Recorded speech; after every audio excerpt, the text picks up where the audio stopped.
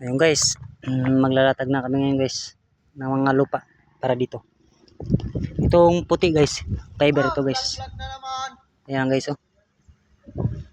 Yan ang puti na yan. Tatakip yan dito pag malagyan na ng lupa. Yan. Yan guys, nag-crash sa motor yan guys nakarang guys. Kawawa rin guys. May tama ang ano niya. Paa.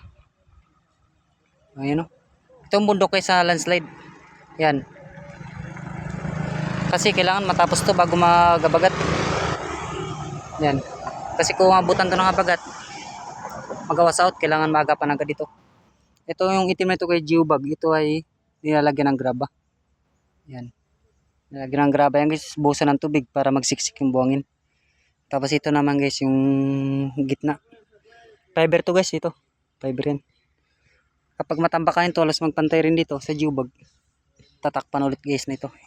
Itong puti na ito, babalik din to. Para nakakumot siya guys. Matibay ito guys. Ito naman sa taas. Ikukumot din yan. Fiber din yan. Mas matibay ito guys kaysa sa concrete. Kasi ito hindi nabubulok. Fiber. Yung guys. Yung guys. Yan ang ilog sa baba. Yan. Kita nyo guys. Malaki ang gastos dito guys. 186 million ang budget ito guys. Paldo na naman guys.